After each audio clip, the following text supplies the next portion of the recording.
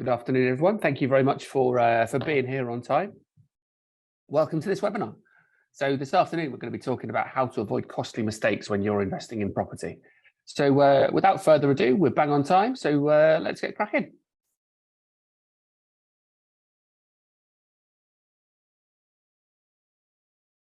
So what are your risks when you're investing in property? So let's first of all look at why we're talking about this. Let's look at why this is an important thing to consider when you're building your property investment portfolio. So first of all, it can't be ignored, can it? It's a big investment when you're putting money into property. Let's say that you're putting down a 25% deposit on a 75% loan to value.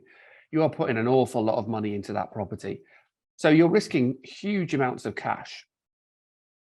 Another risk that's involved in property investment is legislation. So this might be something that's new to you. This might be something that you've been doing for a long period of time. Doesn't really matter. Either way, legislation changes all the time. I just had two of my franchisees in this morning and we were talking about serviced accommodation. We're talking about serviced accommodation and the risks involved in serviced accommodation, not just now, but in 6 months' time, in 12 months' time, in 18 months' time, because the legislation that's going to change has already been announced. So we're discussing the different points, and there's a huge amount to stay on top of. You know, we're very lucky. We're in a very fortunate position here at Source that we're on top of. We're full time in property, so we get all the latest information, all the latest news. We're part of all the different mailing lists that we need to be in order to stay on top of the legislation. And what we then do is we then roll that out to our franchisees. But if you're doing this as a side thing, if you're doing this and you've got a full-time job, or if you don't really know where to look for that information, it can be really difficult to stay on top of everything that's involved in legislation involved in the decisions that you're making for property. You then look at funding. So on the left-hand side here, we've got some terms and conditions from a funding company. And understanding how those terms and conditions, understanding what each funding company or types of funding are looking for, what kind of security they're looking for, how funding works. Again, it can be really, really tricky to wade through all the different options that you've got out there. But essentially, research and due diligence saves you from costly disappointment. So research first, research and understanding property, and then due diligence that you do on the property itself can save you from costly disappointment. Look, we've got here at Source, we've got just under 200 franchisees, and quite a few of them have made mistakes in property, have then come on board with us to learn how to do property properly, because there's a huge amount involved, a huge amount of legislation, a huge amount of rules that you need to follow. And that's just looking at the stuff that other people are imposing on your property project.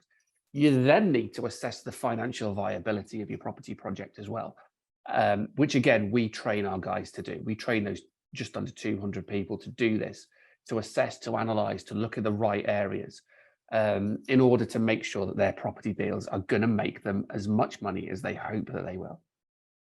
So what are we going to learn today? We're going to learn the process that we use for risk avoidance. And we're going to show you how that fits in our overall process of how we analyze each and every deal that comes across our path. We're going to show you, I'm going to show you where you can access that information and how you choose the right information as well, because that's one of the key things that we need to consider, because you'll be able to find some information about, let's say, comparables, but understanding which are the right comparables that you should be choosing is absolutely critical. And then we're going to look at some secret stuff, some stuff that other people don't tend to talk about, the secrets that most surveyors won't tell you. And let's just put surveyors in context, because again, you might be approaching this from a first pass point of view. Surveyors have a huge amount of control in property. Surveyors are the guys, the valuation surveyors go out on behalf of the lender to put a value on your property, and how much money you need in your pocket or whether the deal actually goes ahead is all in the power of that surveyor and the valuation they put on that property. So they're incredibly powerful people when it comes to either starting your portfolio or building your portfolio. So let's have a look at some of the Source projects, because again, what I need to do is I need to give you some accountability, some credibility from us What kind of stuff have we done? Why are we the right people to be talking to you about due diligence? Well, here are some of the projects that we've done, and this is not our franchisees' projects. These are our projects. We might have joint ventured with some franchisees, but these are projects that we at Sourced HQ, the directors, either myself or Steve, have an element of ownership over. It's a big project, right? Because you're looking at conversion, the conversion to a HMO at the bottom there. That's a 24-bed, very, very high spec HMO. That's in Hull. You've got new build developments. You've got a few new build developments. You've got conversion. So we're talking about the deals that we get into now tend to be big deals with a lot to lose if they go wrong. So therefore, the emphasis and the pressure to do the due diligence correctly is absolutely critical. Now, for you guys that are starting out, you're probably not going to go into these deals, but rest assured, look, I started off by buying a bog standard vanilla buy-to-let property, needed no work done to it. 15, 20 years ago, whenever it was, that was the first property purchase that I ever made. And gradually over time, we've scaled up. We've got into bigger deals. We've got into, borrowing more money, making more money, bigger profit margins and all that kind of stuff. But I started off with a bog standard vanilla stuff. And I would assess that exactly the same way as I would assess any of these things. First of all, I'd start with research. I'd get to know exactly what I'm looking at, what strategy I'm doing, and then you start to look into the legislation, and then you start to look into the deal itself. So let's get into that a little bit more. So who does this apply for? If you're starting your property portfolio, you need to know how to do due diligence, and you need to know how to do research. If you're scaling your business as well, the better your upfront work is, the more likely you are to hit that profit margin. Because I'll guarantee there are some people on this call right now that they originally did their due diligence and they were expecting that they were going to get, I don't know, 25% profit margin. But then when they look back at it, they've actually achieved like 14, 15% profit margin.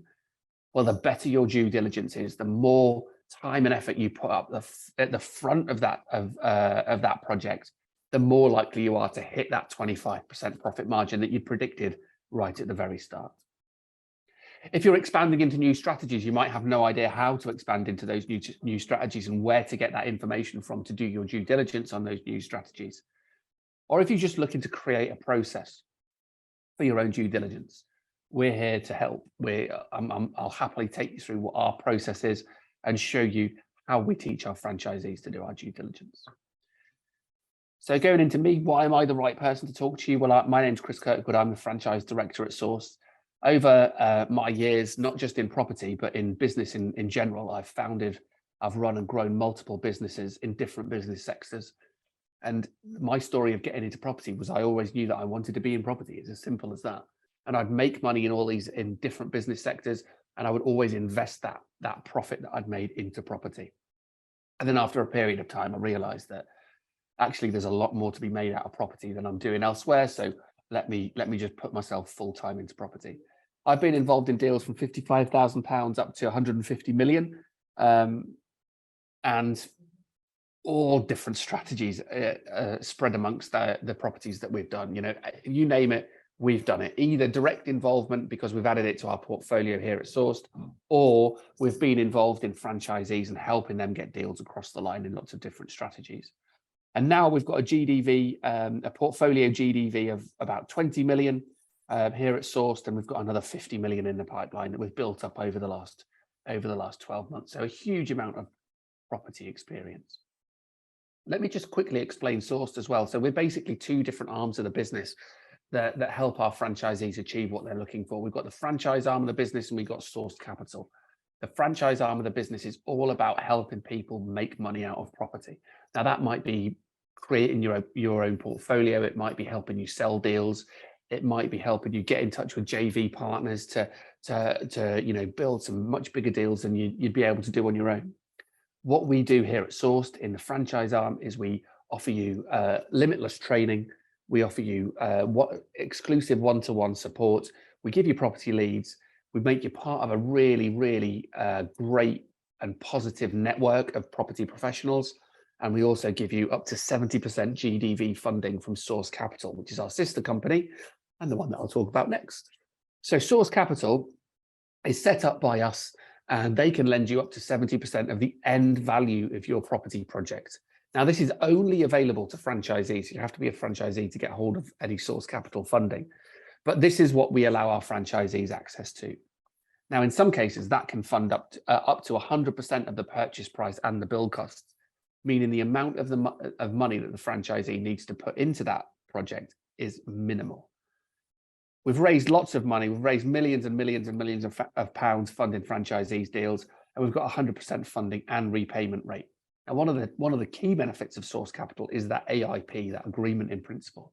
And it means that our franchisees can get an agreement in principle to secure property through an estate agent potentially within minutes. That obviously gives them an incredible competitive advantage in securing property before anybody else can. So that's us at Sourced. I'm the franchise director. We've got a huge amount of property knowledge. We pass that on to other people. We also fund their deal. And that's the Source Capital website, because we take money from investors, we pool that money together, and we give it to our franchisees for their deals. Here's an example of one of our franchisees. This is Jamie Hatton. He's borrowed 3 times from Source Capital, and this is one of his projects on the right-hand side. So he's borrowed 3 times, all for new build projects, because that's what he was interested in. He started out by doing 1 new build project, and now he's on to 22 in one development. So we've helped him scale up the stuff that he's doing on his own. So this is a very simple 4-step due diligence process that we follow. First of all, the overview. Secondly, we look at red flags. Third, we go into the numbers. And fourth, we've got certainty. So in terms of the overview, what do we mean? Well, we're looking at the really simple numbers, because the purpose of the overview is to determine whether you spend any more time and effort on that project or not. So you look at the purchase price, you look at the works costs, you look at the GDV, and you calculate the margin between those things. So in this example, we've got some fairly rudimentary numbers down there, and that creates a margin of 56%. Now, 56% for me, that means that's worth spending some time on. So now I will take that property, I'll go and fire up the different pieces of software that we use, and I'd start to do my due diligence on that property. If that margin, say, was between 20% and 15%, that's not enough margin to justify doing extra work on. So I'd walk away from that property straight away. But this one's 56%, so I would have a look at that in more detail. The first thing that I'm looking for are red flags. So is there anything that immediately stops this project from going ahead? Is it in a conservation area, and am I relying on permitted development? Well, if it is, and I am, then that would mean I'd have to go through full planning. If I don't want to go through full planning, if that's not part of what I'm looking for, then I would just walk away from it. Is it in an Article 4 area? And does that Article 4 area relate to what I'm trying to achieve out with that property? For example, HMO. Is it an Article 4 area that doesn't allow you to convert C3 to C4 HMO? If it is, I'd walk away from it if going through full planning doesn't suit what I'm trying to achieve. Is the building a listed building? Is there change of use? Is there a SIL or S106 charge that I need to take into consideration because it's already got full planning, and that SIL or S106 charge means that the deal is no longer viable? Again, walk away from it. Is there full planning, but that full planning is within date, or is it outside of date? And if it is outside of date, has the development already started to justify that planning application? And if the development's already started, has the work that's been done been signed off by building regs? All stuff that you absolutely have to take into consideration when you're first looking at a deal. Because this information, nothing on there is very difficult to find, but it instantly, if going through full planning or something else on this list means that that deal doesn't work, you walk away from it. It's really important to be very, what's the word I'm looking for? Very sharp with your decision making, because that's just going to waste your time. If you find out that, oh, it is in a conservation area, but maybe I can get around the full planning. Well, you know, it's very unlikely that you will be able to get around full planning if full planning is part of your deal. So therefore, you walk away from it, and that time that you would have wasted on that deal, you put into a deal that might work. Is it a cash-only purchase? And what does that cash-only purchase mean? Is it a short lease? And is the freeholder present, or are you going to have to go through a court process in order to get a lease extension for that property? Again, it's just stuff that could immediately throw that deal out if it's present. So let's, for argument's sake, assume that none of this is present in the deal that I just showed you. What is the next stage?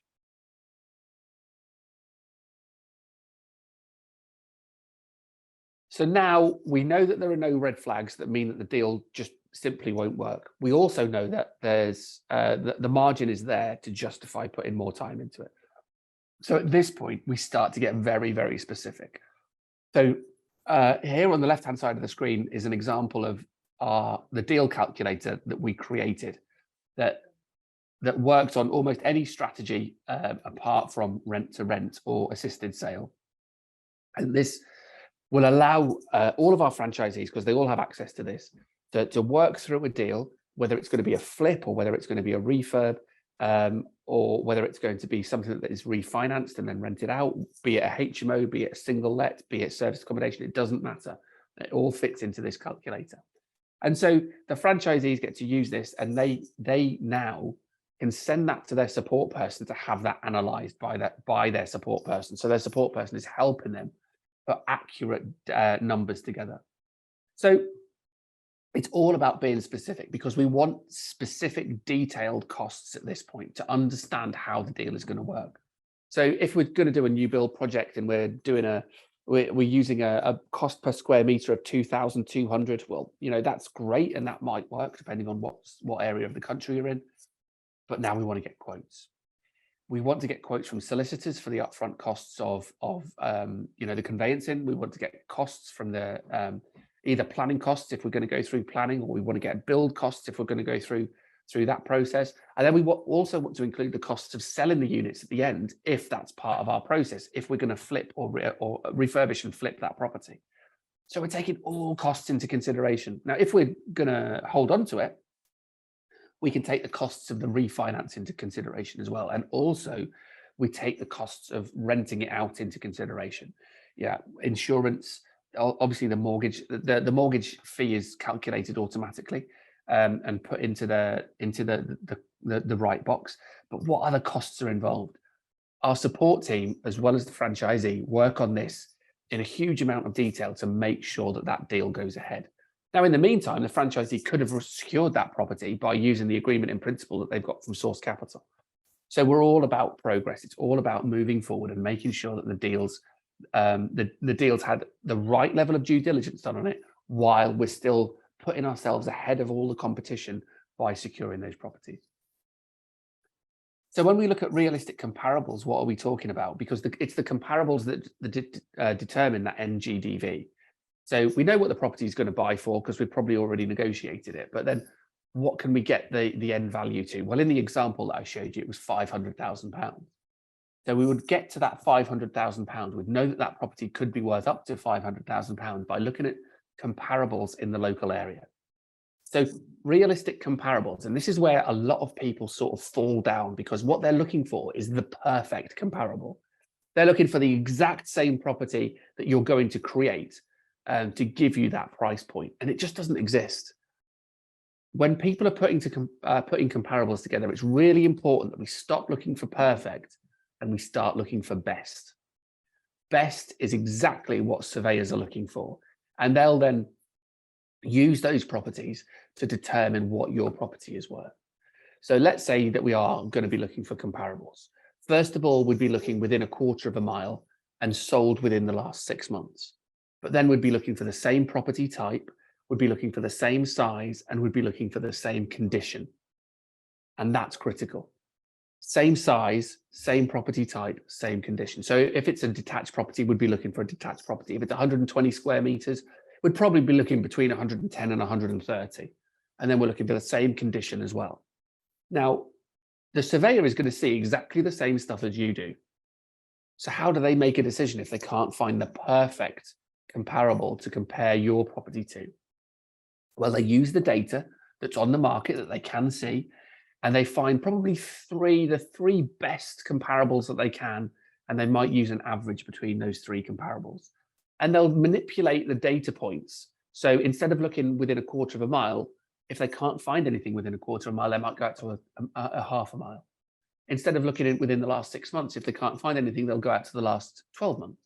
And they'll gradually move the data points around until they can find the best comparables that they can.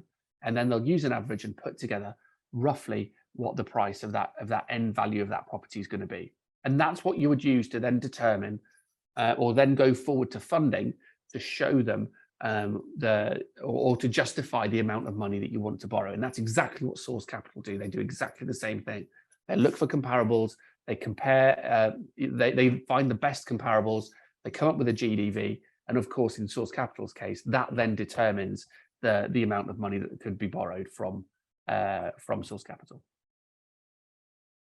And then we've got certainty. So why is certainty last? Why doesn't it come first? Well, of course, you'll have looked at certainty when you're going through this process, but we put it again last, because what I tended to find was that people would go all the way through this process.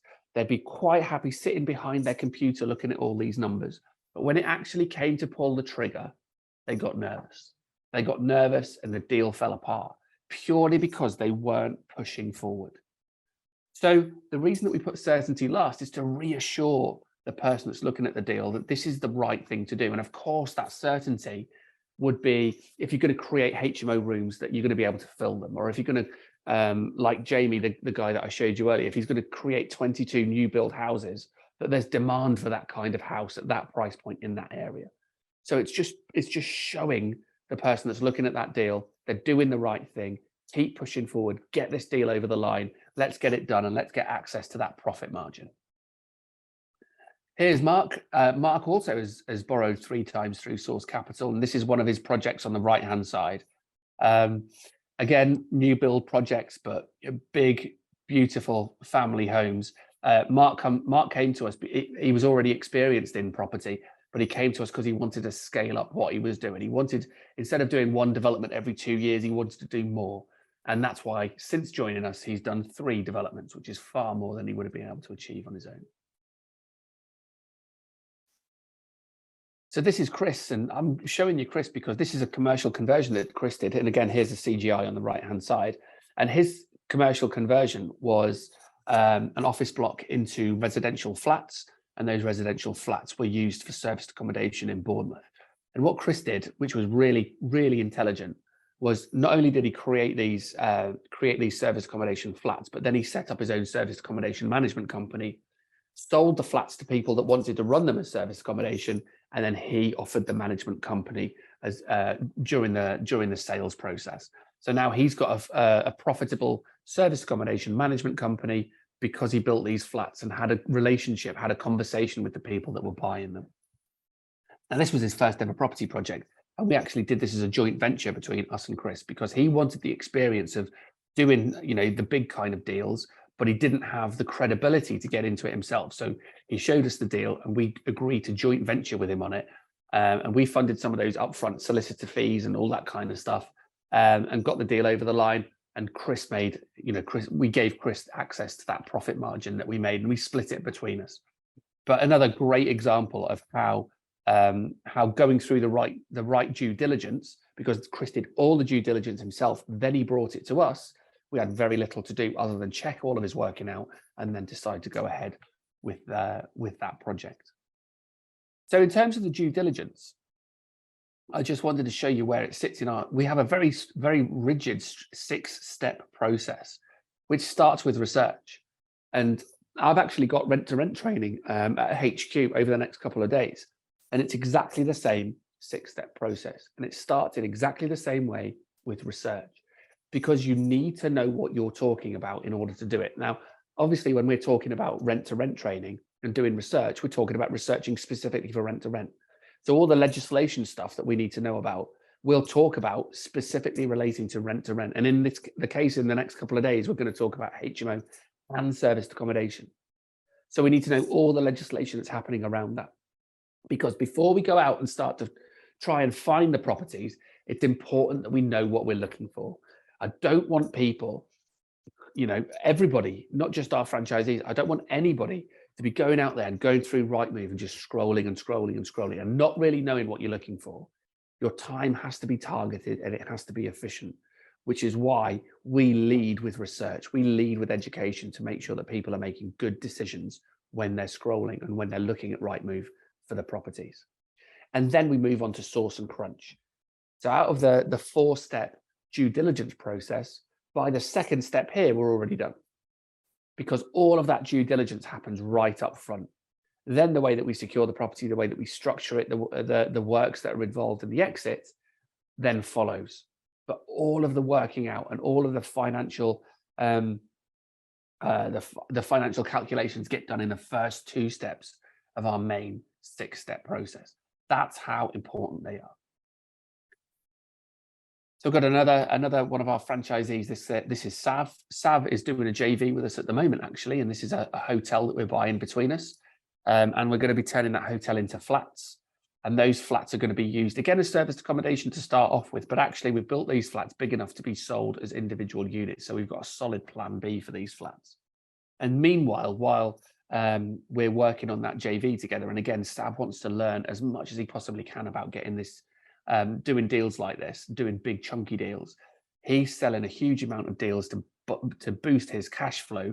And he's selling between 15 and 20 deals every single month, making a sourcing fee of between £4,000 and £5,000 per time, making a huge amount of cash flow, so that he's got a good pot of money sitting by his side. So when the next project comes along, when he's got the experience from doing the joint venture with us, he can do that on his own. And instead of splitting the profit margin with us, he'll get access to that profit margin on his own. So we're upskilling him. We're making sure that he can do bigger deals as quickly as possible.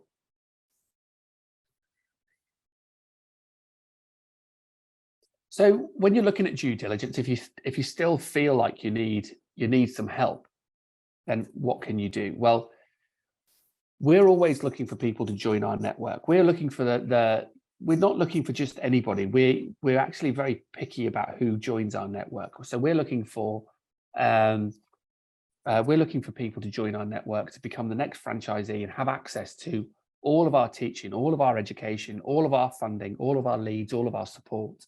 And I want that to be you. If you're still looking for help with doing either building your property business from scratch or scaling your property business, then what I can do is today I'm going to offer you a call with one of our team. Now, this is limited to 10 places because we get a lot of applications already in our team, and we're very selective about who we work with. So I'm going to limit this to just 10 people on this webinar. The call with our team will go through your information. It'll go through your goals, your ambitions, your credibility, what you've done in the past, what you're looking for out of a relationship with a company like us, and how we can work together to help you achieve those goals. So if you give us a call, I'll give you the details right now. You can scan that QR code, or you can email us at franchise@source.co, and we can book in a meeting between you and our franchise managers to see whether there's a way that we can work together to help you scale your business quicker than you'll be able to do on your own. So limited to 10 people. If you're interested, then please get involved, scan that code or email us, and we'll book in the first 10 people that make contact with us. So my name's Chris Kirkwood. I'm the franchise director at Source. I hope that's helped you understand the process that we go through to avoid costly mistakes in property. It's all about due diligence. It's all about finding the right information, knowing where to look for the right information, and having the right mindset when you're looking at that information. Because if you're always looking for perfect, you're going to be disappointed. You need to be looking for best. And hopefully you understand how that fits into our 6-step process. We have just under 200 franchisees that we roll this information out to. So this is tried and tested day after day after day. So if you find yourself looking at deals and then skipping some of the maths at the very beginning because you just want to get to the negotiation, I couldn't recommend that you go back and look at the maths and work out the finances of your deal first more, because it's an absolutely critical part of that deal coming together. And not only that deal hitting the right profit margin, but also you making that profit margin, because that's the success. That's where the success of a deal is judged, whether you make that profit margin at the end or not. So I really hope this has helped you out. My name's Chris. I work at Sourced Franchise. We do a lot of property deals, and hopefully we can help you do a lot of property deals as well. Thanks for spending the time with me. See you soon.